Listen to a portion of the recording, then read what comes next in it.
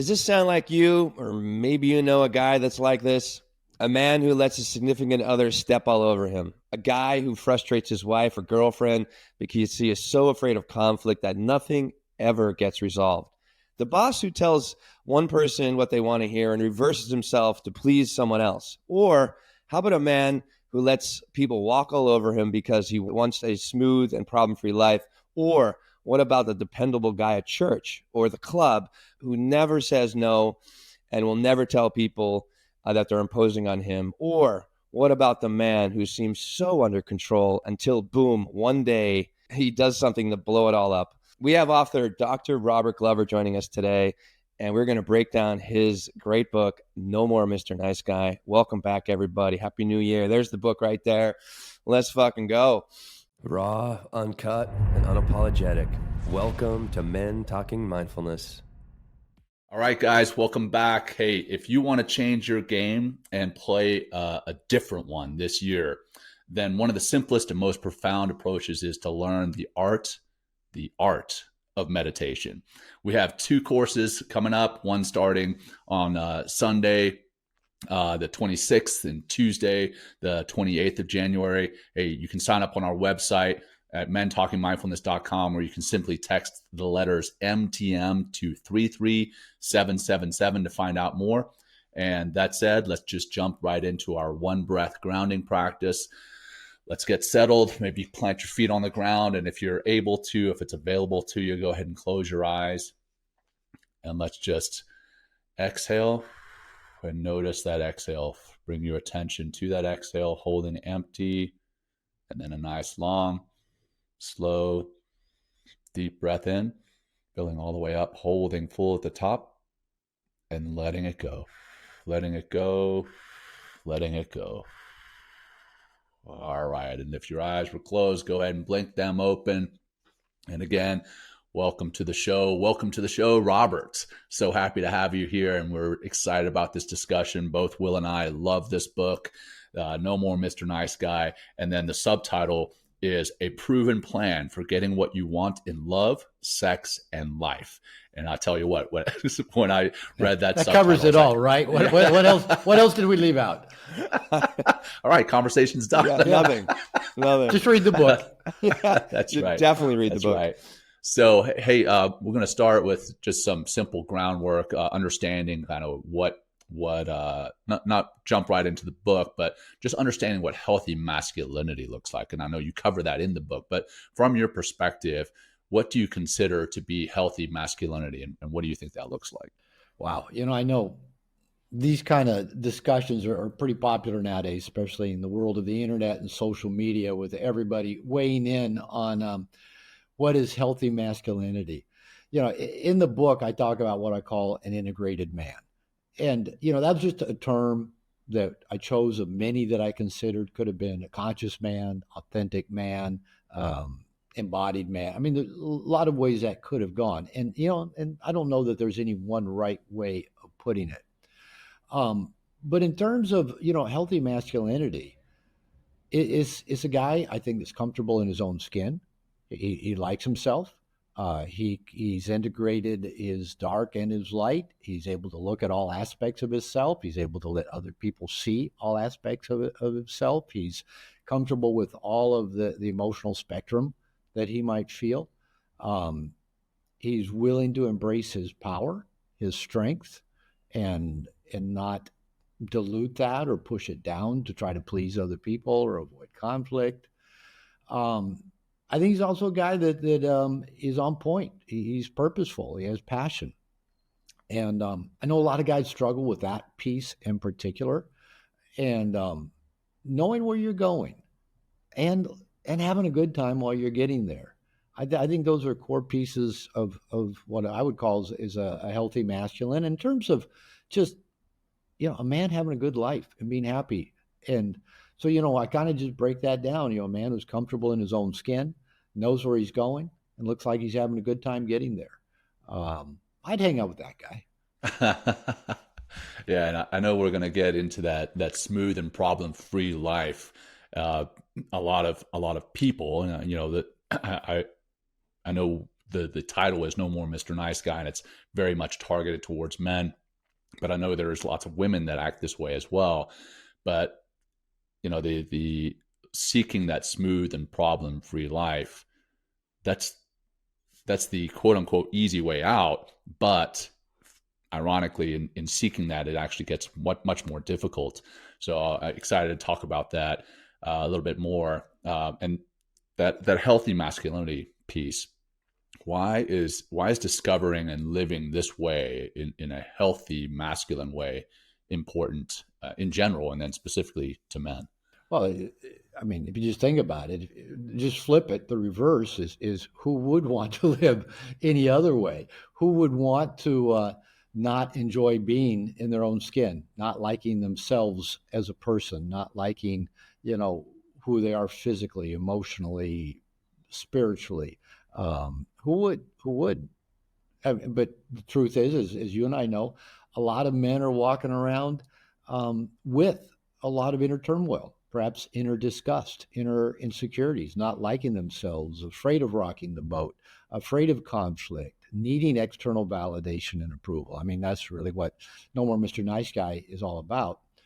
And it's no fun. We're constantly seeking some sense of happiness or contentment, typically externally. Oh, if I've got a woman, if I have a woman, period, or if I'm gay, if I got a guy, if they approve of me, if they want to have sex with me regularly, if they don't say hurtful things to me, if they think I'm great, if they've never criticized me, that's great. But where are we going to find that person? And we all think it's out there. But again, we all think the nice guy thinks everything's out there. If I just achieve this, if I just accomplish this, if I just avoid this, if I can just be in this place, I'll be happy. And the truth is, looking for that sense of okayness outside of ourselves never fulfills us, never gets us there. And so, we do need that inner sense of I'm okay. I like me. I like who I am. I like how I walk the planet. And we may still see things about ourselves we want to work on. We want to challenge ourselves. I've got little bracelets that just says "Do better." So the mantra for my men's program, and our mantra is "Good men doing better." We're good men. We're good. We're okay. We don't have to become better men, different men, in order to like ourselves, in order to be loved and give love. But we can do better. I mean, I can be more patient. I can be more direct. I can set better boundaries. I can get to the gym more often. I can do better, but I try not to judge myself for any of those things. So I missed the gym. Okay, I'll go tomorrow. I try to avoid that internal judgment. But a lot of men, like a good friend of mine says, he's got an internal assassin. And a lot of men do have that just harsh inner critic. You're not good enough. You're too fat. You're too skinny. Yeah, Will's hand goes up there. Oh, mine absolutely too. Who would love you? You don't make enough money. You're not tall enough. Even now, kind of looking at, I understand this is a new one for me, but even out in the manosphere, what's called the black pill. That basically, we had we had blue and red pill. Now we got black pill, and the black pill says for a man basically to get a woman, he's got to have status, looks, and money. Those three things: status, looks, and money. And most men look around and go, I don't have a lot of status. Maybe I'm not that great looking, or I'm not tall enough, and maybe I don't have enough money. And so their critic says, well, it's women's fault because, they're hypergamous and they only want the guys with status, looks, and money. When the truth is, I've worked with women for a long time. Actually, what they really like is a man who's comfortable in his own skin. He doesn't have to be the tallest guy, the best looking guy, the richest guy. But if he's comfortable in his own skin, likes himself, and isn't seeking their approval or validation, I found women are pretty consistently attracted to that. So we got the comfortable in their own skin. And let's say if we don't know where we're going, still going back to, what's the opposite of that healthy masculine. And a lot of men tell me that, Robert, I just don't know what my purpose is. I don't know what my passion is. I usually ask them, have you been reading David Data? Yeah, I've been reading Way of the Superior Man. And I love the book. I'm actually going to a retreat with David in March with, 30 other men. So And I've been to a couple of his programs, so I love his stuff. But men will read Way of the Superior Man, and he talks a lot about purpose. Well, David approaches purpose from a karmic point of view, that you are here in this lifetime with this spiritual karma to fulfill. And that may or may not be true. I don't know. But whether we're here trying to fulfill a karmic purpose or just having a good reason to get up every morning to say, yeah, I'm glad to be alive. I'm glad for the challenges in front of me. I'm glad for the love in my life. I'm glad for all the ways I've been blessed. It is empowering to have that sense of purpose and passion. And what I tell men when they go looking for that one purpose, I go, I don't think purpose is singular. I think purpose is everything we do. Do you brush your teeth with purpose and passion? Do you shave with purpose and passion? Do you walk the dog with purpose and passion? Do you fuck your woman with purpose and passion? Do you drive to work with purpose and passion? Because I don't think we can go through life in a passionless way and then go, but one thing's going to find me, and that one thing will, illuminate me with purpose. And no, I think you get up and you wake up and say thank you and count your blessings and go live a great day. One of my mantras is I love waking up in the morning not knowing how my day is going to end. Now that's an exciting life. That's a welcoming of everything that might come my way. It's a walking through open doors of opportunity. It's a saying yes attitude to life. So that's where, when we can live that way, that's where, like the third part of that, we look like we're having a good time. And I've often said that the feminine, kind of maybe in that, David Deida, energetic model of masculine and feminine, the feminine is highly attracted. Now, feminine is women, baby, dogs, cats, money, opportunity, adventure, everything that's not nailed down, right? That's the feminine. The masculine is the constant. And so everything feminine is attracted to that constance of that masculinity, the feeling good, happy in their own skin, living with purpose and passion, looking like they're having a good time going where they're going. The feminine is highly attracted to that. I know when I talk to like female dating coaches, females that may work with men, and I use that line that the feminine is highly attracted to a man, comfortable in his own skin, knows where he's going, looks like he's having a good time going there. The women always go, yeah, they're already swooning. Yeah.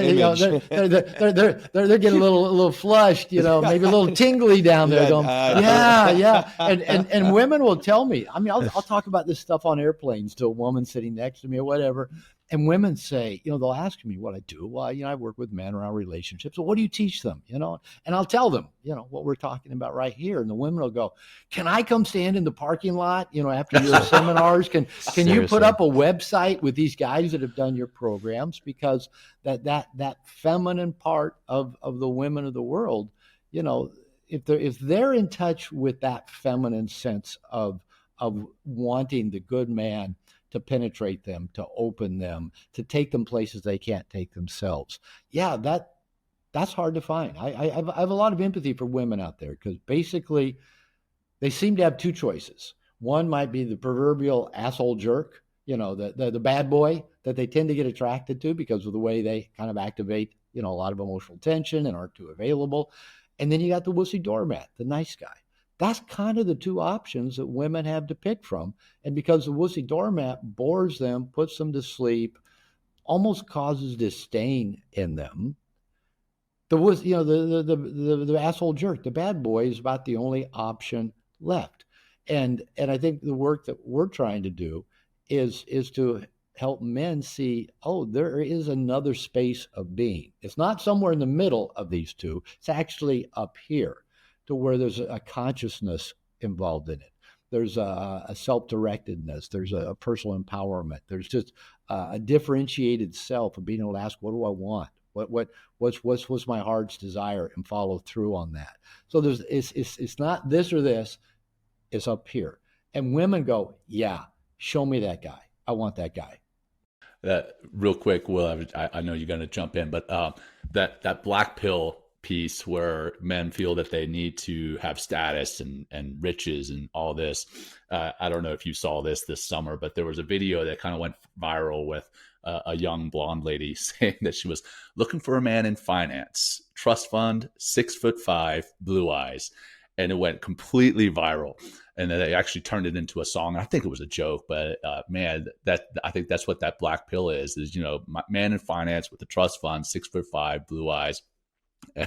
And most guys can look in the mirror and go, "That's not me. Not me. That's not me." And I think what happens is, I think the men that are attracted to that message already do not have a sense of self-liking, of self-love, of self-validation.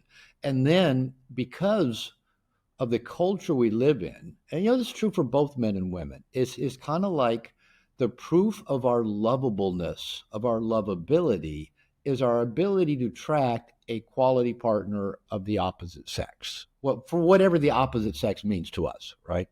So that's proof I'm lovable.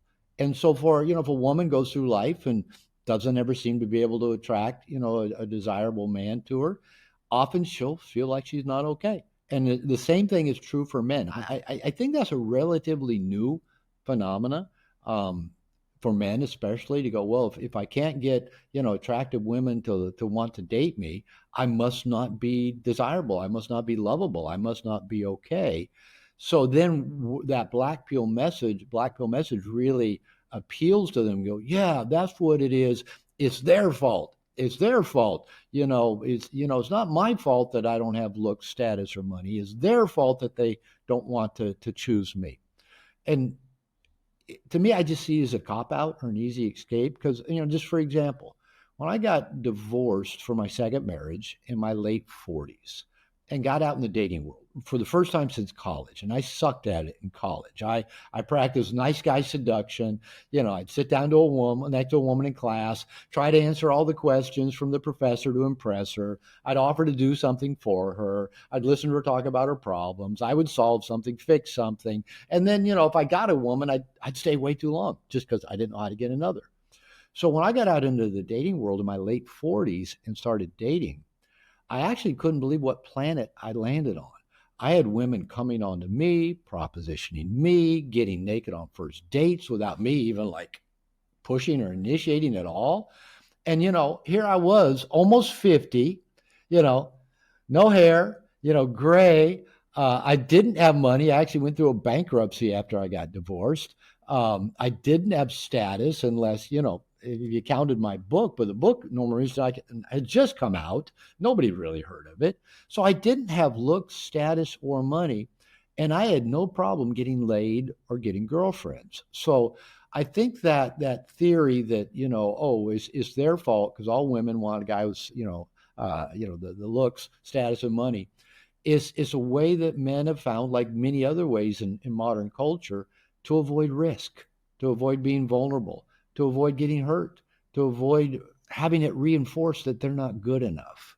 But again, as long as we're looking for that sense of good enough outside of ourselves, we can find tons of proof that we're not good enough if we go looking for it.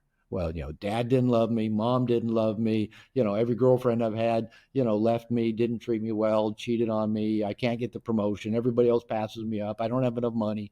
If you keep looking for enough reasons to prove you're not good enough, you can find them. If you've got that inner assassin, that inner critic, it'll bring in plenty of evidence for you.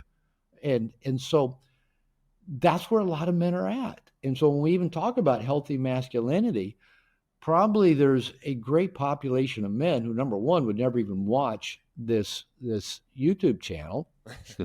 And the ones that might stumble on it are probably all have a yeah, but about it. Being masculine just isn't even a good thing anymore. We're told we're toxic. We're told we're this. I can't get the woman I want. And so, whatever those guys are talking about, I don't believe what they're saying. But the truth is, we can do this work from the inside out that does create an inner sense of okayness, of enoughness, as Alan Watts would say. I love that term, enoughness. We can do that work, but it is a work. And I think it involves connecting deeply with other men. I think it involves initiation. I think it involves practice. But I'm a big fan of what one man can do, another man can do. And so one man has gone from this kind of nice guy seeking external validation, seeking a woman's love to prove I'm worth something, to a guy that's internally validated on purpose, living with passion, having a good life. If it's been done before, it can be done again. And so, that's the message that I've got for men. If you're not happy where you sit right now, okay, that's a good starting point. And there's work we can do. We don't have to become better, but we can do better. Yeah. Thank you, Robert. That's excellent. And for all the people that are still listening, because I think we got them in maybe they're curious about the healthy masculine. Let's dive into, the nice guy syndrome, the basics, the basis of your book. And, you mentioned many times this external validation, so let's talk about some of the traits of what is nice guy syndrome. And then, what are the common traits of these nice guys. I have here, it's one thing you said, trying to please a woman. They dislike this. A woman wants a man with his balls still intact. So, how do we lose our balls, right? I've had a few women tell me that, I've yet to have a woman tell me, I like it when you're wimpy and passive and insecure. I've not had one woman tell me that. I know, I've had right? women say, just tell me yes, or just tell me no, or just say what you want, or just go do what you want. Just don't lie about it, hide it. No, I haven't had one woman say, I wish you were more passive. Not one. I mean, on the dance floor learning salsa, the message I kept getting was lead, be clear, be direct, don't be, passive. So you read at the beginning, from No More Mr. Nice Guy, several quick illustrations of nice guys and how their behavior manifests, whether it's in relationship, at work. I did notice you kind of stumbled over the last one about the guy that has his life perfect, and then boom, he does something to blow it all up. Now, I didn't want to assume maybe that hit an emotional, vulnerable point for you. I've done it. That's how I write all of my books. I fuck things up enough that I go, how come that's not working? Maybe there's a better way. So I'm grateful for the fuck ups because they show me what doesn't work. And so, I'm a recovering nice guy. And I started working on this piece of myself 30 plus years ago. I was in my second marriage. I had acted out. I blew some things up. My wife found out about it. She understandably was not happy. And she confronted me, says, everybody thinks you're such a nice guy, but you're not. She says, I can't trust you. You're passive aggressive. You don't follow through. You let me down. You embarrass me in public. You can be cutting to me. She said, I'd rather be with an asshole because at least I know an asshole is going to treat me consistently bad. You treat me well. You treat me like, you love me. And then you do such hurtful things and I'm never ready. And I'm thinking, I'm the one that needs help. You're the one who's unhappy all the time, always in a bad mood, never wants to have sex anymore. Everything I do is not good enough. I go, okay. But, she was really attractive. And so I didn't want her to leave me. So I got into a 12-step group and I got into therapy and then joined a men's group. And luckily, I landed in good places. All the places, the doors that opened for me were just perfect. They were just what I needed. I got into a 12-step group where I started just opening up and revealing myself, being vulnerable, talking about things I'd never shared to reveal to anybody because I grew up fundamental Christian church. I have 2 degrees in religion. I was a fundamental minister for 8 years. The college I went to, I could have been kicked out of college for having sex or drinking. So, I grew up with, pretty fundamental. And so I had a critical father, and my mother raised me to be different from my father. I grew up with the angry feminism of the 60s and 70s that said every man's a rapist and erection's a sign of aggression. I saw bumper. If you think modern day angry feminism on TikTok and Instagram is mean, if you think hashtag me too, came after us. Oh, they were really mean back in the 60s and 70s. They just have a bigger amplification system now with social media. So I grew up during all of that. So I was going to this 12-step group just revealing me, and it just felt so liberating. And I came to really see all these things that I thought made me bad or flawed or unlovable were just beliefs I had. There was nothing about me unlovable. I got to working with a therapist who, just was very accepting as I, explored who I was and how I got to be this way, got into that men's group led by a female therapist for about 5 or 6 years in that men's group, working around sexual shame. And just a lot of things just began to shift. And as a marriage therapist, I noticed that men coming to me with or without their partners were saying, I'm a nice guy. I'm one of the nicest guys you'll ever meet. I treat her better than her ex. I'm raising her kids. They go to a private school. I buy her the car she wants with the leather interior. I send her on all the trips she wants to go on, blah. And it said, it's never enough. It's never good enough. When's it going to be my turn? She's always in a bad mood. She never wants to have sex anymore. I thought, I'm not the only guy thinking if I'm just a good guy, I'll be loved and liked and get my needs met. And so I started a No More Mr. Nice Guy men's group. We met every other Wednesday. I started writing just little chapters, lessons, whatever, just stuff I was learning about me as a poster child nice guy. And I was giving these guys, these lessons every other week, and they were saying, you need to write a book. You need to go on Oprah. This could be a bestseller. And their wives and girlfriends were saying, yeah, I know somebody else that needs this. My boys, when they were adolescents, were saying, Dad, you need to finish your book. I got a lot of friends who need to read this. So, I began to get that message. I wasn't the only guy out there thinking, if I just get the approval of a woman, don't ever rock the boat, don't piss her off, avoid conflict, hide, my wants and desires and wishes and bad behaviors, life will be smooth. And I realized I wasn't alone. And so what I've come to realize that a nice guy, and this applies to nice girls as well. A lot of women read the book, tell me how much they like it, both because they see themselves and their ex or their dad or their brother. Or I have women write me and say, my son's a nice guy. My 17-year-old is already letting his girlfriend walk all over him. What can I do to help him not be a nice guy? And I write back very nicely and say, nothing, unfortunately, because if he's already tending to let a woman direct his life and you come in and say, you shouldn't let her treat you like that. Okay. Who's he giving control to now? Is that woman Mom. Or his mother? That's so, the monogamous relationship. The monogamous with the mom, to mom. But, but the moms really do care. I mean, it's not Sure, it's not that they're being hurtful or have an agenda. They really want their son to be okay. And so they see that, yeah, I see that he is a nice guy for whatever reason. What can we do? So the basic building blocks of nice guy syndrome, I believe, begins very early in life when we are born. And what I'm about to say applies to every human being, not just nice guys. But when we're born, we're all very vulnerable. We're completely dependent on our caregivers.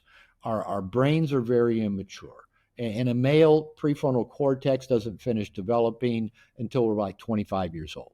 John, I know you were military for a lot of years. I think there's probably a good reason not to put anybody under 25 into a war zone with automatic weapons. That's why they're all coming back with PTSD. And anybody over 25 would probably say, hell no, I'm not going there. That's stupid, to go, let people shoot at me. So our brains aren't developed. We're needy, we're dependent, we're vulnerable, we're immature. And so every experience we have, and also babies are narcissistic by nature. They're the center of their universe. So every experience all of us had as infants, we internalized we're the cause of that, for good or for bad.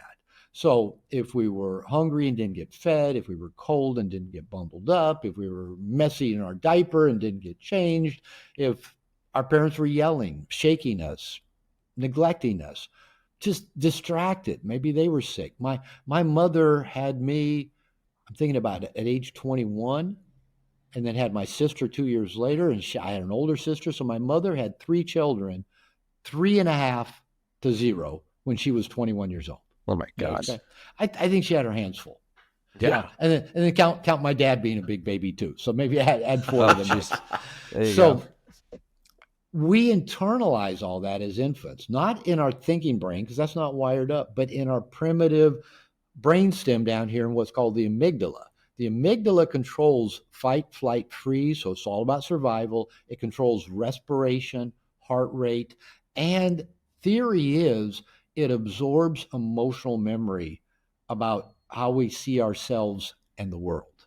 Now, there's not words attached to it, not even pictures attached to it. It's all emotional memory that gets internalized. So if we are internalizing a belief at 3 days old, 3 weeks old, 3 months, 3 years old, that there's something wrong with me because I'm hungry and nobody feeds me, or, I'm cold and nobody wraps me up. We're not thinking it, we're just feeling it. And what every child does to deal with that discomfort, that dis-ease inside, is two things. They try to manage the uncomfortable feelings in the moment using a very primitive brain, very primitive nervous system. I sucked my thumb till I was in kindergarten. Maybe that was my way of managing uncomfortable emotion. Children might continue to wet their bed. They might cry a lot. They might not sleep at all. They might sleep all the time. They may eat all the time. They may not eat. They, throw tantrums, whatever. Every child is going to try to manage their discomfort in the moment. The second thing every child tries to do is to try to prevent those uncomfortable feelings from happening again. And if we believe we cause them to happen, that's pretty grandiose if you think about it. We have a similar grandiose other side of the coin. I can prevent them from happening. Well, we didn't cause them and we can't prevent them, but we do believe that we did and we can. So we develop, again, using a primitive brain, ways to try to manage our world and manage the people in it that prevents those painful, uncomfortable experiences. Now, in the psychological world, we call this neuroses. Neuroses are these survival defense coping mechanisms we developed at a young age to cope with the painful, uncomfortable, scary things happening around us. The problem is when we hit adolescence and they get reinforced and we bring them into adulthood, and now we're living our life as adults using the same coping mechanisms we learned at 3 weeks old. And they're called neuroses because they don't work, because they don't reflect actual tools to help us get our needs met, get love, survive in an adult body. Maybe they helped as a baby. Who knows? This is all we had, right? We went with what we had. So everybody has these neurotic life patterns. The nice guy is just one style, or nice girl is just one style. And so it can encompass a number of things. There's often a seeking of external validation and approval, often a hiding of things that we think might get rejected, trying to become what we think other people want us to be, trying not to rock the boat, going along to get along, avoiding conflict, giving to get, that's covert contracts I talk about. So it involves this real externalization. And for some nice guys, it also involves just a withdrawal. I'll just withdraw because I'm so bad, nobody could love me, so I won't even try. Other nice guys grew up with what I call the I'm so bad nice guy. They were the ones maybe acting out at an early age. They were the oppositionally defiant. Maybe they had ADHD. Maybe they were impulsive, getting kicked out of class, getting in trouble. Yeah, Will goes, yeah, that was me. That was me. And then at some point in life, maybe they started drinking and drugging early on. Maybe they were just rebellious, whatever. Just doing the opposite of whatever the authority figures wanted. Yeah, Will's going. Yeah. And then, but at some point, feeling attacked. At some point, they find Jesus. Basically, they get married, or go in the military, or have a child, or find religion, or just figure out this shit ain't working. Maybe they get sober, right? And now they go, I got to do better than this. And now they start trying to be nice guys. I'll quit pushing people away. I'll be kinder. I'll be more generous. I'll be less angry. I'll be less combative. I'll be basically, okay, all these things that weren't working, I'll just try to do the opposite. But as they say in 12-step programs, the opposite of crazy is still crazy. So yeah, by the way, one time I was doing a class and I used that quote and I thought, I'm pretty sure I got that out of 12 steps. And so I Googled who said the opposite of crazy is still crazy.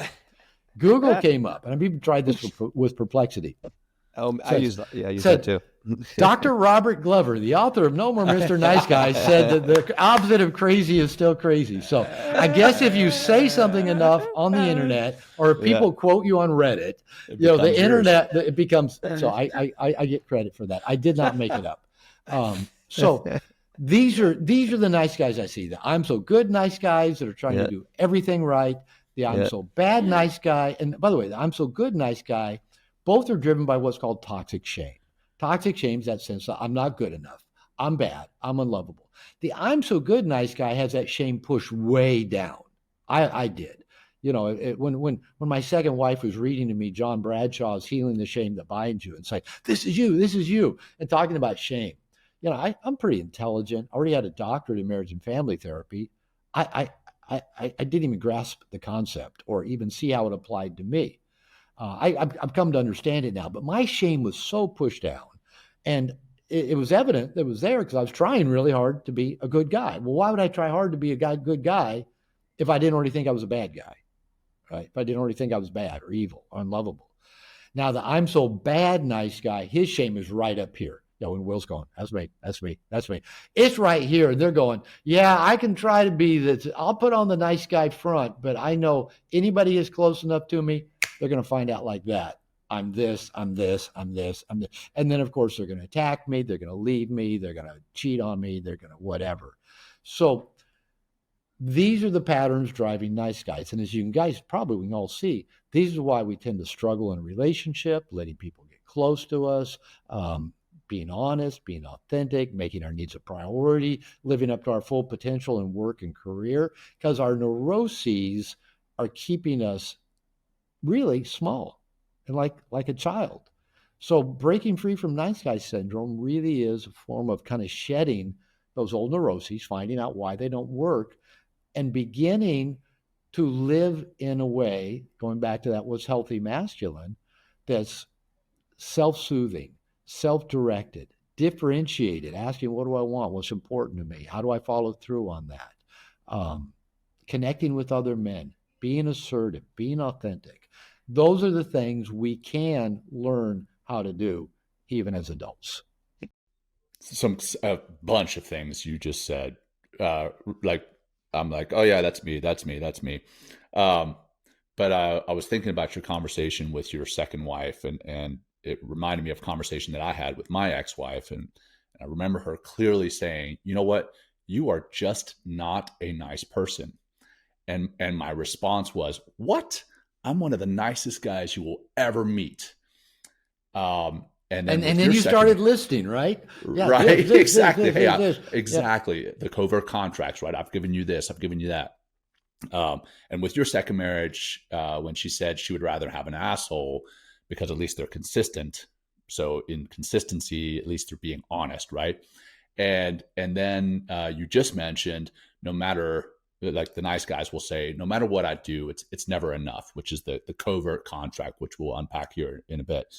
In the book, No More Mr. Nice Guy, you mentioned several times that nice guys are often unintentionally dishonest. It's actually, the nice guy is one of the most dishonest people you'll ever meet, not only with others, but also with themselves.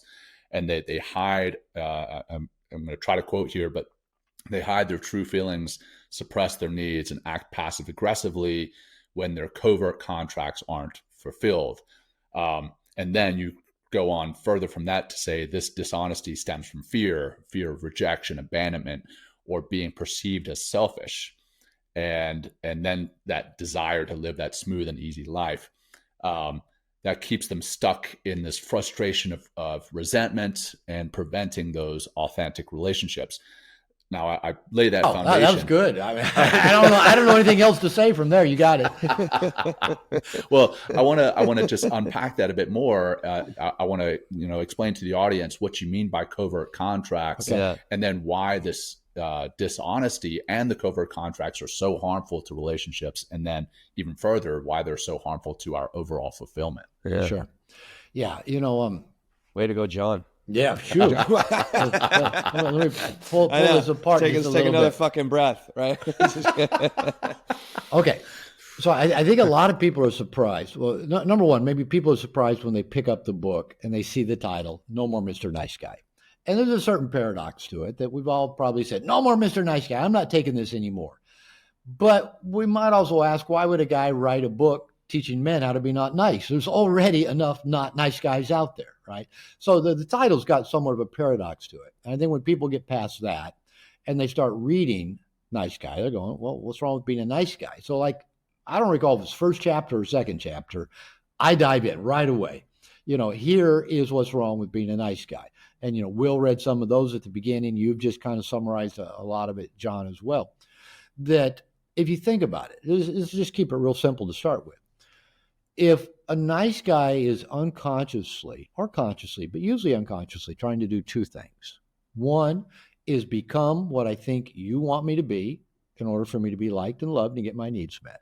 So that means I'm always scanning, always reading, always measuring. So if I'm talking to you, John, and I see that you nod a little bit, I'm going, okay, good. I said the right thing. I'm on the right track. I'll keep doing that, right? Mm-hmm. Yeah. Okay, good. Yeah. And then, but if I see you kind of looking with a little bit of perplexity or a little bit of a scowl or even like, some body language, I don't know.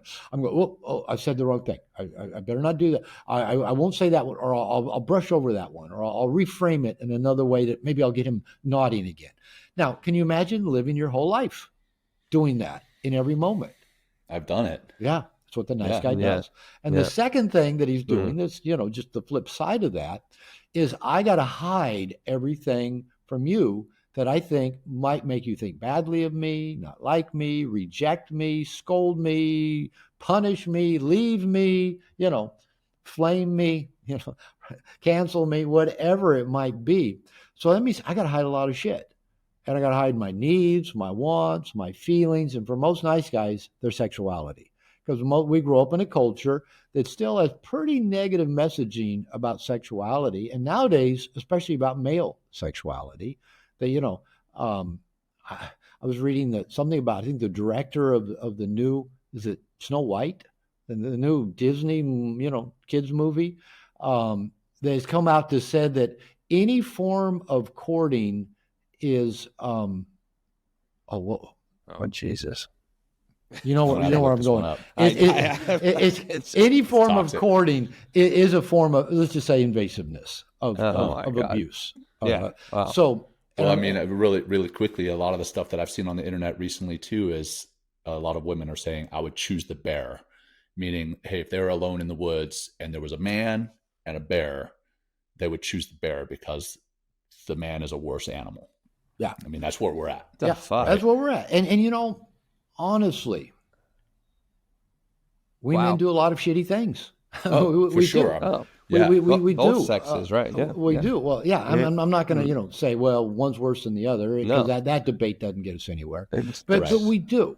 And again, I have empathy for things that women have had to put up with from men, just like I have empathy for things men have had to put up from women. And it isn't always conscious or intentional. Sometimes it's very unconscious and unintentional, the things we do, which brings me back to the nice guy. While we're trying to be a nice guy, if we're trying to become what we think you want to be, or we're hiding anything about us that might get us rejected, we're not authentic, we're not honest, we're not transparent, we're not real. And guess what? A lot of even the stuff that I come across from time to time out on the internet and social media that's even attacking of men is attacking of nice guys for good reason. And here's just an example. The covert contracts. And we use this to expand on the covert contract. I actually somehow stumbled onto a video. I don't watch a lot of videos. I'm not on social media, but I still bump into stuff. And I bumped into a video the other day that I think had 5 views, and it was written by a woman or done by a woman. And it was kind of just scenery unfolding while the woman talked. And basically she's saying, I'm a sexual person. I want to explore my sexuality. I want to be sexual with different men. I'm not looking that I got to be, exclusive or monogamous. I want to have positive experiences to learn about me, which I'm thinking, okay. She goes, but where can I find a man that isn't trying to manipulate me and playing games the whole time? Why can't I just find a guy that's basically saying the same thing? Yeah, I want to explore my sexuality too. Are you open to this? Blah, blah, blah. And she's saying, the men, and I can see the truth of this, especially with a lot of, pickup boot camps and red pill, is that the men do go out there playing games, manipulating. Can I manipulate the woman, through spinning plates or dread game or this or that to, to neg her into, having sex, lie to her. Well, you don't have to do that shit to get laid. So I have empathy for women that have to, get through all that stuff just to find a man that says, Yeah, I'm not looking for a girlfriend, but I'd like to have sex with you. You know, it just could be that. It's not that complicated, but it's like we make it so complicated. And again, we nice guys, while we think we're being nice, can be the worst of it, because some of the blogs and videos I've seen written for, if you find a blog or something on social media that says beware of the nice guy, and it's written by a woman, almost always what they will say, from their point of view, of course, is that I got to know this guy. I thought he was the greatest guy. He was there for me. He helped me, get through a difficult time I was going through. If I needed to talk to somebody, I could always call him and talk to him, and he helped me out. And I was just so grateful, and I just felt blessed to have this guy in my life, until out of the blue, he said he wanted us to be boyfriend and girlfriend. And the woman's going, no, we're too good of friends to do that. Basically, I'm getting too much value out of you giving everything to me to do that. And she goes, and then when I was surprised that he wanted to have sex with me, I didn't see that one coming, and which is a lie. Of course, women know why we talk to them. They have boobs and we want to see them naked. They know why we're doing those nice things. Thank you for saying that, Robert. Don't believe they're, they're saying, oh, I had no clue. Yeah, you had a clue. You just ignored it because you were getting so much value out of the way it was. So then when the guy didn't, after all that he gave, didn't get back what he wanted, covert contract, and I'll define that, he then did become a not nice guy. Maybe started attacking her, shaming her, spreading lies about her, being mean to her, because he didn't get what he wanted from all that he gave. And so the woman's saying, beware of nice guys. They're act so nice to you, but if you don't give them what they want, they then turn around and they're not nice. Well, they're right? They're in saying that, they are 100% right. Now, they do leave out the part that they were totally disingenuous. Is that the right word? Themselves, by saying, okay, you can make my car payments for me. You can listen to me talk about me, complain about my ex-boyfriend that keeps coming. I keep going back to, and he keeps treating me bad. I know you're just being a good friend. No, they know better. So the covert contracts of the nice guy syndrome that lead to this behavior, I'm gonna boil them down even more than they are in the book. But there's three basic covert contracts of nice guy syndrome. They're all if-then propositions. The three covert contracts of nice guy syndrome, and most nice guys have all three, some to more degree than other. All if-then propositions, and all are fundamentally manipulative. They're giving to get. So number one, if I'm a good guy, I'll be liked and loved, and the women who I want to have sex with will want to have sex with me. So I'm just a good guy. Now, I'm the scorekeeper of that, right? I'm good. I'm good. I listen to you talk about your problems. I do this for you. Now you're going to like me, right? You're going to want to be with me. You're going to treat me well. You're going to appreciate everything I do for you. And of course, you're going to want to have sex with me if it indeed it is a woman I want to have sex with. I mean, we might do this with a friend. We might do it with coworkers. We probably do it at work. So it's covert contract number one. If I'm a good guy, I'll be liked and loved. Covert contract number two. This is really insidious. If I meet your needs without you having to ask, then you will read my mind and meet my needs without me having to ask. So everything I give to you is because I expect something back. Appreciation, gratitude, sleeping with me, doing nice things for me. Even just saying I love you with the expectation of hearing for the other one. Waiting for them to say I love you back. Yeah. I love you, babe. I've totally done that. I've walked out of the house, said I love you, and my wife didn't say it back. I'm like, did you hear me? Exactly. Wow. Didn't you hear me? Didn't you hear what I said? Right. So that's covert contract number two. And of course, we're not really reading their minds. We're giving to them what we need to give. So again, there's strings attached to it. And it may not even be what they need, especially when we go out, and nice guys do this a lot. We get the fixer-upper. Oh, I'll listen to her talk about her problems. I'll help her get out of debt, or I'll help raise her self-esteem, or I'll help get her out of that bad job and find a better one. And then we think, oh, now once we do that, their lives are going to be great. They're going to appreciate us, and now we're going to have this great friend, girlfriend, whatever on our hands. I tell men, actually, though, when it comes to women, how you find them is how they are. So if she's in problematic situations when you meet her, assume that's her nature, and no matter how many good things you do for her, she'll still often find herself in problematic situations. That just tends to be who she is. So, and because they don't know there's a covert contract, they don't know they're supposed to be reading our minds and giving back to us. That's where our resentment, passive aggressiveness, rage comes in. That's what those women are writing about in those blog articles. And that's where, and often people will say, how do you know if you're using covert contracts? And I'll go, you usually know pretty quickly because you feel like you're not getting your share, you're feeling resentful, you're feeling frustrated, you're feeling rageful, you're rehearsing stories of all the ways you're going to tell them off because they haven't done what you expected. So that's how you know it's covert contract. Covert contract number 3, going back to, I think, John's favorite one. If I do everything right, I'll have a smooth, problem-free life. It's this Peter Pan-ish view of the world.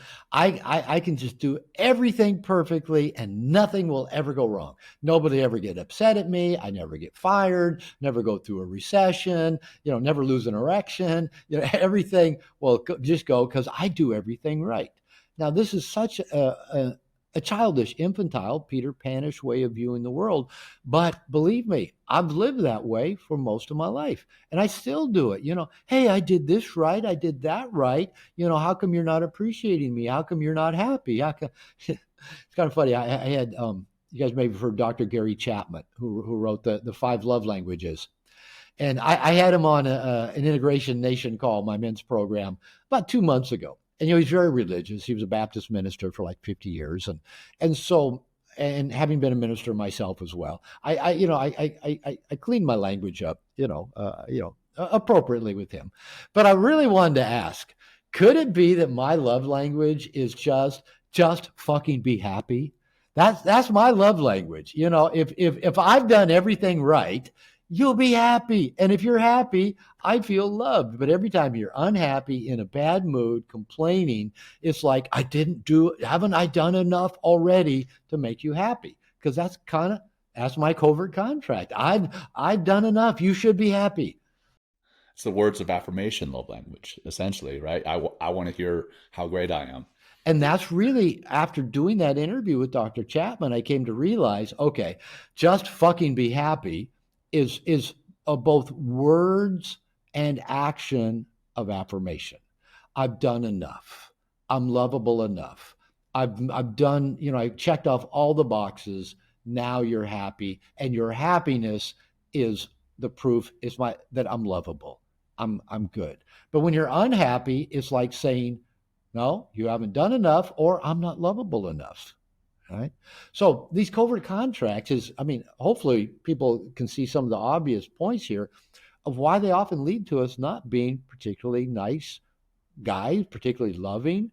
And with all the good things we think we've done, all our resentments, passive aggressiveness, vindictiveness, deceit, dishonesty, all of that's underground, and it all finds a way out.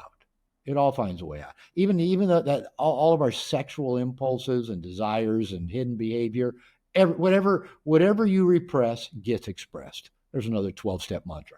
So it's going to find a way out. So this is why nice guys are often not nice, often beginning with those 2 agendas. I got to become what I think you want me to be, and hide anything from you that might get a negative response. And then shows up in those 3 covert contracts that if I'm good, I'll be liked and loved. If I meet your needs, you'll meet my needs. And if I do everything right, I'll have a smooth, problem-free life. That's awesome, Robert. I know so much to unpack there. And to be with, and to understand. One thing I want to get into, like, how do we overcome this nice guy syndrome? But I thought read the book. Yes. I read. Really, I got to go over that again. No, just let me finish my question, please. Right? I like it when he steps up like that. I know, right? I knew. I felt different when I did that, Robert. So just listen to my empowered. I know. Just listen to my fucking question, okay? I just got because we did a lot in the relationship realm, but I just want to talk, or if you can mention briefly, what are some of the impacts of nice guy syndrome in the professional realm? Like, what does that look like? I thought, we have a lot of professionals out there that listen, so how does it show up at work and in our professional life? And that's a good question because, when I wrote No More Mr. Nice Guy, I'm a marriage and family therapist by training and by, my experience. I'm a relationship guy. Through most of my life, I promise you, relationship was a higher priority than work or career. It just, for a number of reasons, partly just my natural temperament, partly, my nice guy patterns.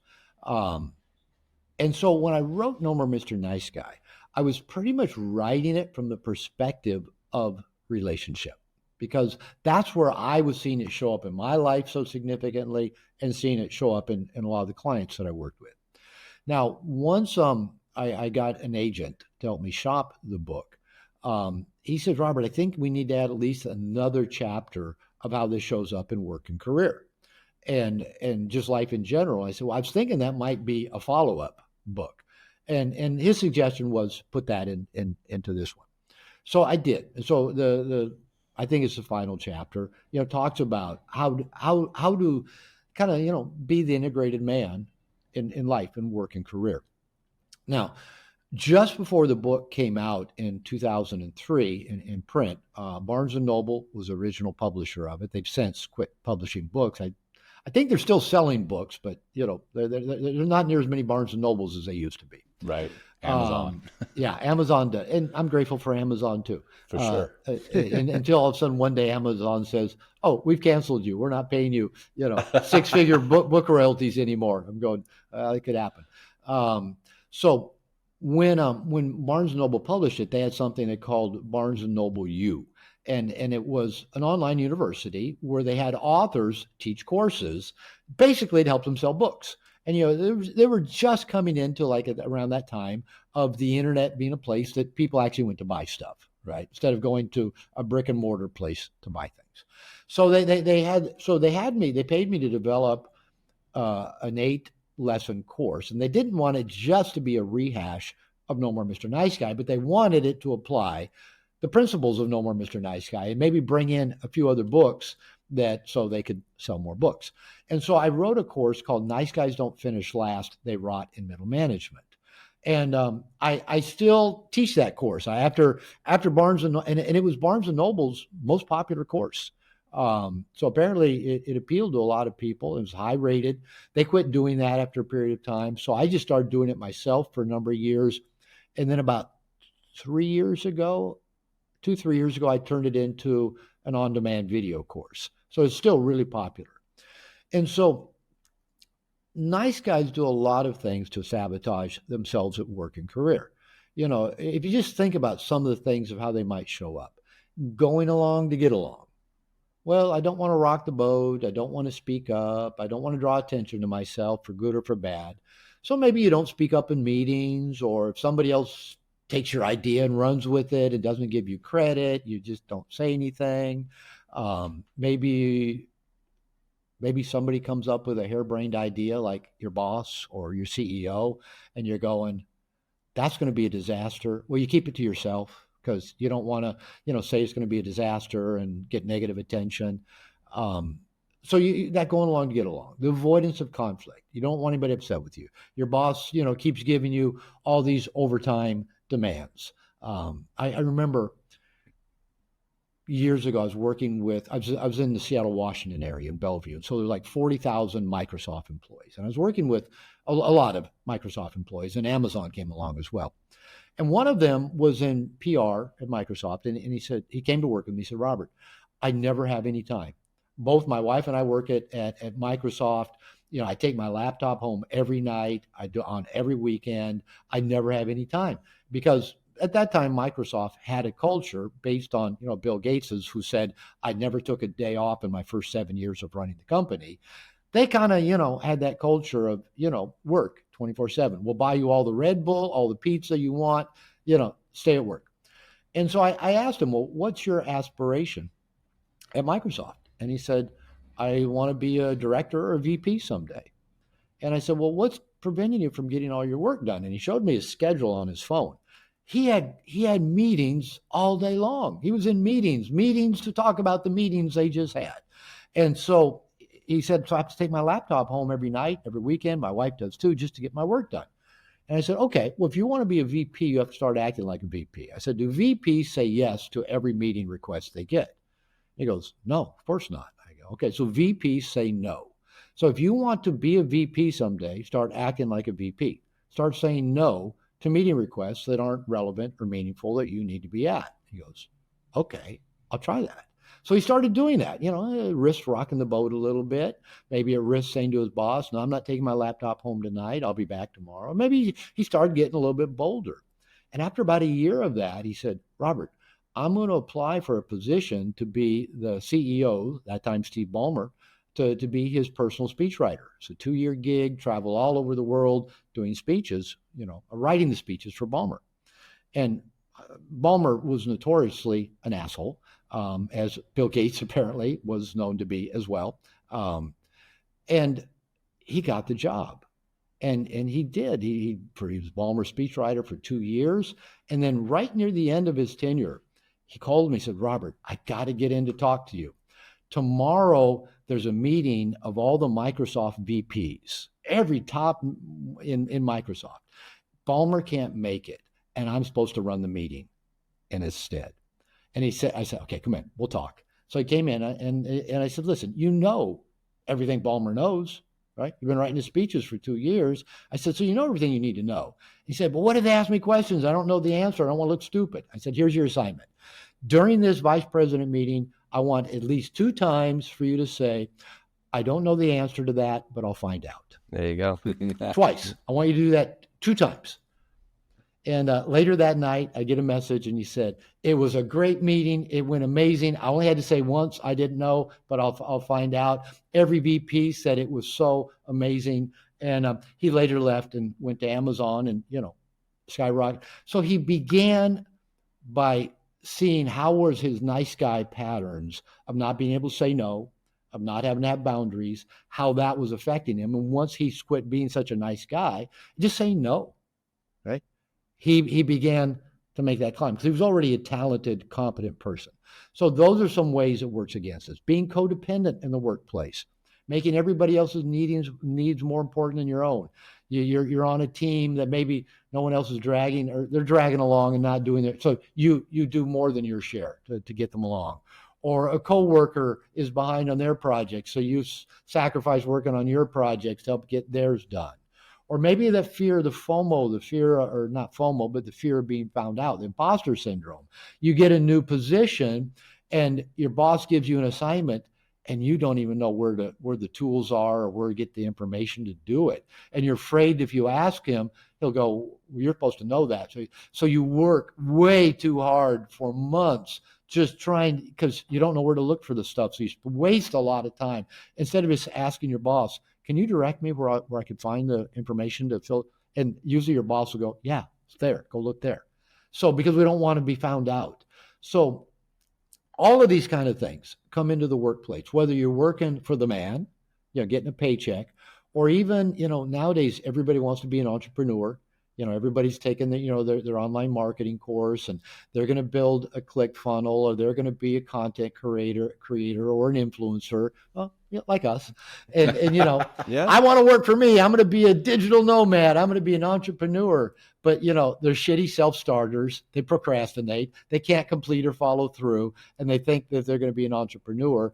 But, they live in a constant state of stress just because of how much they put off, how many things they try to do on their own because they don't know how to delegate, or they're too cheap to delegate. Yeah, that's all me. And so all of these things can work against us in the workplace. And then finally, getting involved with a coworker.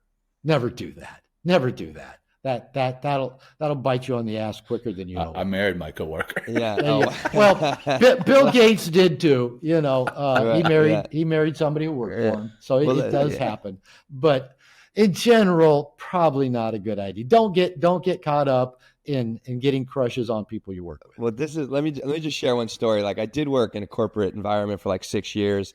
And I didn't realize, as you're telling the story about the corporate world, and as I'm like understanding, I was definitely in a nice guy syndrome, because I was in a relationship, and I was trying to meet all of her needs, trying to be super nice, trying, to do everything that you've talked about the nice guy to be, and it blew up in my face. and my heart was broken. And I'm realizing with like my worldview just completely shattered. So I'm in this job that I didn't like, and I found a way out. I started, doing some work with the Artist Way, started writing my own, my life, and just really like, who I can be. Doing your morning pages. I was doing right? my fucking morning page. Like they have saved my life. I mean, they changed my life and saved my life for sure. But I remember like I working in this corporate job. I'm about 2 months from like I already wrote my letter of resignation. Like I knew I was going, and we're in a department meeting with like 300 people. And you're so right. Like everybody is there. I was one of the sheeps until this moment. And, everyone just like, and going towards middle management, if I would have stayed at this company, we have 300 people in this meeting.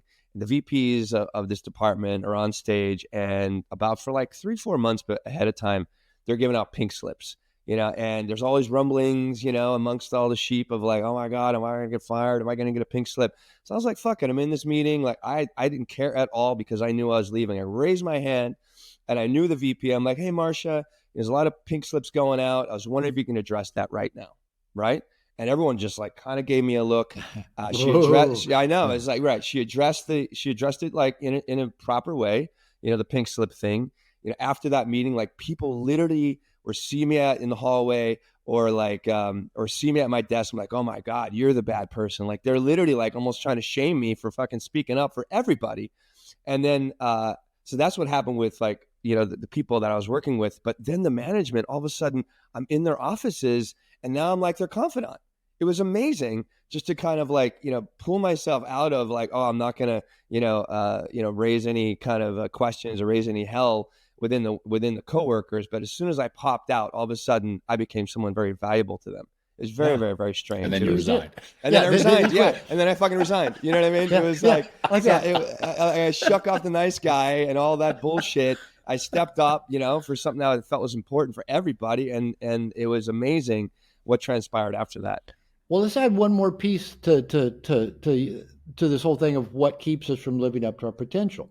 And we'll bring the Buddha into this one. And, the Buddha said that attachment is the cause of all suffering. That's a paraphrase of it. And he said, it's the human condition to get attached. It's the human condition to suffer, and we can use our suffering to transmute it into joy. The way I put that is that attachment's not only the cause of all suffering, it's the cause of all anxiety and the cause of all non-action.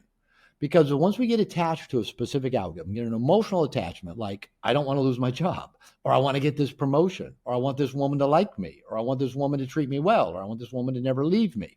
As soon as we get attached, we lose our integrity, we lose our authenticity, we are going to up our suffering level, we're going to up our anxiety level, we're going to up our taking powerful action, the lack of taking powerful action. And so the way that I put it is that how do we apply this? And I call it, we work at becoming either outcome agnostic. I love that term. I didn't make that one up either. If I say it enough, maybe I'll get credit. Work at becoming outcome agnostic, or another way of putting it is equally okay with every possible outcome.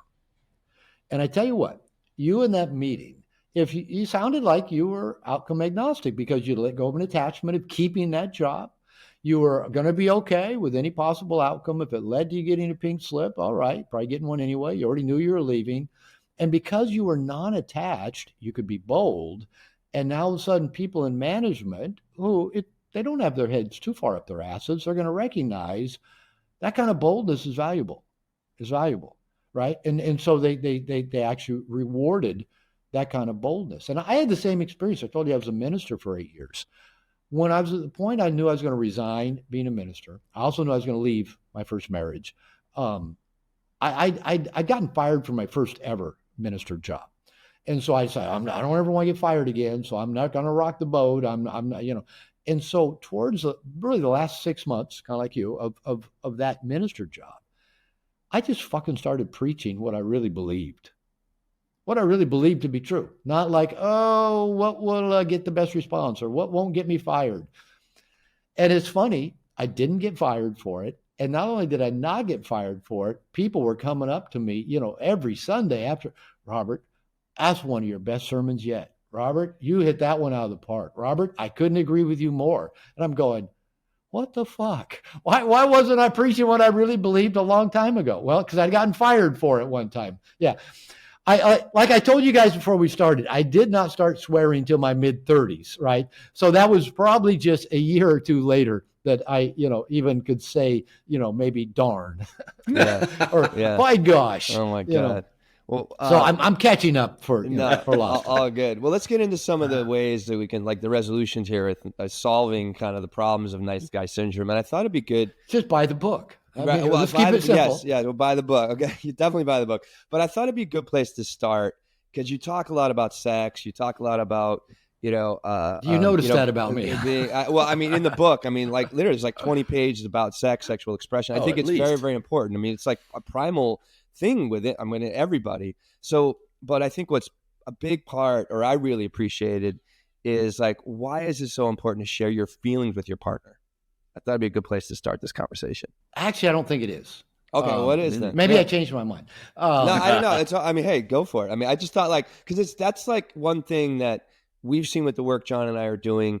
It's like feeling and expressing your feelings is very difficult for men. Oh, it is. And, I don't disagree with that. Oh, yeah, yeah. So it's like, so I thought and then sharing your feelings with your partner, because I saw so many great anecdotes you provided in the book of like the men, having these experiences with, or having these troubled relationships, whether it's a marriage or whether it's an engagement or something like that. And then they start sharing their feelings and things really start to shift.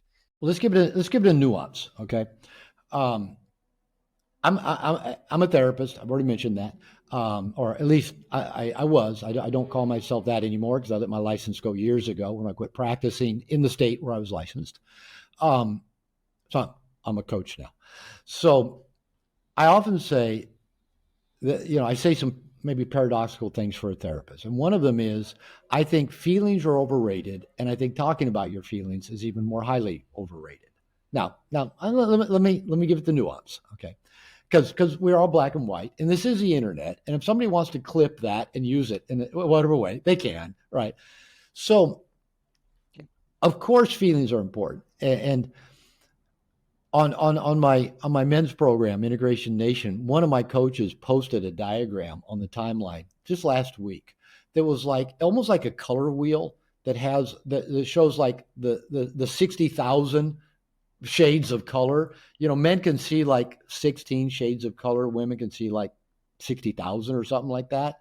That's why all their makeup has so many different names. The female eye and brain just sees a lot more shades of color than the male eye and brain in general, within the bell curve general of men and women. So this wheel had like, about 7 or so basic emotions. And then the next we circle out, broke them down even more, and another one. There must have been a few thousand, words to use for emotions. And I said, I playfully posted, is this going to make us feel more like a woman or make us, understand more what the women are trying to say to us? And I'm thinking it was overkill. I don't need, 2,000 words to express my feelings. When I was in grad school, they basically said sad, mad, and glad are the basic feelings. Now, now we keep expanding that. If you watch Inside Out, you find out, about more feelings. Yeah, watch it if you never watched it. Especially because they give so much credit to what we call the negative feelings. So when we don't know what we're feeling, we are disconnected from ourselves, disconnected from the world, disconnected from others. Okay. I remember taking walks, going back to my second wife again. We would walk around our neighborhood, just long walks, and she would try to get me to talk about my feelings. And I could tell her what I thought. I think this. No, that's not a feeling. And I go, well, I think I feel this. No, that's still not a feeling. I go, all right, I feel like you're being a bitch to me. No, that's not a feeling either, right? And we would walk, and it's kind of like I sucked at math in school, mainly because I didn't care and didn't pay attention. So when I got called to go to the blackboard, I was always the one that, don't call on me. I had to go to the blackboard to work a problem. And I did not realize I was in college that mathematics is all built on principles. And if you understand the principles, you can do any problem. I didn't get that till college. till I actually read it in a book because the teachers were terrible teachers prior to that. So anyway, I'm up there trying to figure out how to do a problem, and I have no clue where to even start doing this math problem. It felt the same way walking the blocks with my wife, who was trying to get me to feel like she felt as a woman, like she would, when we did occasionally have sex, she sometimes would cry after she climaxed.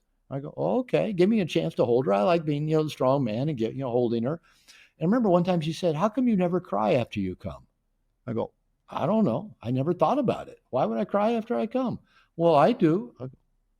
I haven't figured that one out yet either. I don't know why you cry after you come. But she did want me to feel like she felt. Right. So one thing I did learn, don't try to learn to express your feelings from a woman, even from a woman therapist, because they feel differently than we do. Okay. So I did, from those walks, begin kind of getting a sense of difference of what was the difference in the feeling. Now you go to workshops and seminars, you go, where do you feel that in your body? And what color is it? I go, fuck that. You learned that in some workshop to give it a color so you sound like it. No, usually most of the stuff we feel is like we feel a heat or a tightness or a vibration or a soreness or a stiffness. Those typically is what most men feel. We feel in our body. That's what a feeling is. We experience it physiologically in our nervous system. Our body is the base of emotions, right? So if we can learn to pay attention to what we feel in our body, I don't think after that, once we kind of be able to just, okay, I know, I sense that feeling now. Well, there's not a lot more to talk about, right? There really isn't. Now, where I think the best place to do that is with men, where I do workshops here in my office, 8 guys. I was doing for a weekend. I was doing, when I left my private practice in Seattle, so leading 5 groups a week. That's where men can learn to feel their feelings. And usually, I think, what you're alluding to, Will, is what happens is men just kind of freeze. We're just numb. We don't know what we're experiencing inside our bodies, let alone how to give a name to it. Right. And by the way, all of you listening, if you say, I feel like, that's not a feeling. If a like follows it, it's not a feeling. Or if you say, I feel you are, that's not a feeling either. Right. So what if we just said, oh, I just feel a tightness in my chest? And what if we just kind of just breathed into that and just kind of got curious about that? I love curiosity, not analysis. We men, we get caught up and, we got to analyze, think about, research everything. Just get curious. Why, when my wife gets that look on her face, why do I immediately try to fix it? Well, I've broken it down to the very steps. Well, I try to fix it because I feel this tension inside. And I'm not thinking it, but the tension is almost like, I'm going to die. It feels that strong. I'm going to die when she gets that look. Well, I know I'm not going to die. I'm just getting curious here, right?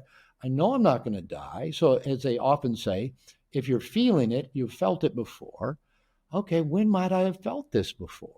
Well, probably as a child, if I got a scowl from my mother or my grandmother, maybe even in the hospitals. I don't know. I'm not really sure, but it makes sense that a woman scowling at me means something bad's about to happen. So I go into a reactionary state. Well, what if I just felt that? Instead of reacting, kind of the Viktor Frankl mode of this, I respond right in that space, take a breath, stay grounded, watch my stories going on inside, watch the stories I'm making up about the other person, get curious about what might be going on with them rather than just assuming. And then instead of trying to fix it, just breathe into it and got curious and maybe had a conversation and just talked about what's going on between the two of us right now. Now, I don't know that requires like a lot of feeling words. Because again, you can get into a therapy group or, where all we do is just talk about feelings. I think feelings are just meant to get your attention to take some kind of action or maybe quit taking certain actions. I don't think feelings are meant to be talked about a lot. I think they're meant to just get our attention and then get curious and then say, okay, what's the healthiest response open to me right now? And then respond. Now we don't have to go back and talk about everything we felt to get from point A to point B. I just don't know that it serves a lot of purpose. Early on, it probably helps to have some of these conversations. But again, do this with men first. And then I found we can do it much more effectively with women. Because with women, we're still probably wanting their approval. We're still wanting to, what I call, maintain the possibility of availability. That's another sex discussion. Where, if they're pissed, they're not going to have sex later on. My wife is actually the opposite. She says, I'll never say no to you for sex, even if I'm mad at you, just because I'm never mad at your cock. So I'm thinking, okay, it's all right if she gets mad. It's not a bad thing. So I don't have to get her over being mad, right? I just have to notice to what happens in my body when she looks like she's mad at me. That's all. That's the work I think that is beneficial. Well, our next question was going to be about mindfulness in overcoming being a nice guy, and I think that answer was that answer. What you just mentioned there, taking that breath, being present, being curious. So I think that's probably a good place to stop. And I know you have a session that you're going to be leading here in 10 minutes. So we want to give you that time. But Dr. Glover, this has been phenomenal. Your book, again, No More Mr. Nice Guy, for our audience, a proven plan for getting what you want in love, sex, and life. Phenomenal read. And I've read it twice. I'm sure I'll read it 3 or 4 more times. So keep doing what you're doing. We very much appreciate you being here. Will, I'll turn it over to you, my friend. This is loaded. I mean, God, I wish we could have got a little bit more into, you talked a lot about my interviews always go way longer than the host. Yeah, I don't know why that is, actually. One thing that I really enjoyed, and I'm just going to put this out there for the audience, but definitely get the book, is how I really enjoyed how much you talked about using sex as a tool in order to overcome your nice guy syndrome. As whether it's like you have a shame around sex, and then how to overcome that, and how to ask for what you want, how to get what you want. It's just, I really, really appreciated this book. And there's so many different, just so many different excellent tools here within this. Well, and so many of the great mindful teachers have talked about the power of sex to do our deepest work. Of course, Freud did many years ago, but like Osho, talked about, using sex to go do our deeper work. Dr. David Snarch, who wrote Passionate Marriage, calls it the sexual crucible. David Data, again, talks about, finding God through sex. So sex isn't just this thing, that it's not just fucking. And it's not just, doing something bad or something good. It truly is the portal to the depths of who we are, because by nature, we are sexual beings. We were created via a sexual act. We were put here to be sexual. I give my Christian friends shit when I say, what was God's first commandment to Adam and Eve? Yeah. I don't know. Don't eat the apple. Multiply. And I said, go fuck a lot. That's what he said. Yeah. Now, the Bible, puts it in a colloquialism, be fruitful and multiply. All right, do translate it. Go fuck a lot was God's commandment to Adam and Eve. So we're about to get struck down by lightning. There we go. You think, yeah. Wow. Cool. Yeah. Well, let's just all of a sudden, oh man, what do we say next? No. I mean, hey, you're. I mean, it's like I just really enjoyed hearing that within the book. Like, there's the work could be done, in that intimate space, and you have to take the courage to do that. I think you can. There's a lot of great guides in the book as far as like how to make that happen for yourself. And just the awareness you bring to this book, you brought to the podcast, you bring to our audience, it's just so incredibly valuable, because there's a lot of nice guys out there. I know I grew up as one. A lot of my family are still a bunch of nice guys. A lot of people that I see in New York City are these nice guys, and it is just not the way to be. You got to grab your balls, take your life by the balls, and just fucking go out there and just and be badass. And being badass is listening to yourself and working from the inside out, right? Instead of like seeking that approval in order to validate your existence. It's just fucking a horrible way of being. So, nailed it. Boom. Yeah. There it is. Thank you so much. We're just going to close at one breath, guys, and then you can get to your meeting, Dr. Glover. Really appreciate you being here today.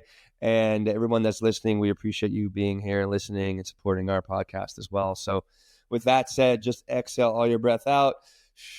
Let all those whatever drop into your feet, and then take a big breath in. A little bit more. Then exhale, let it go out.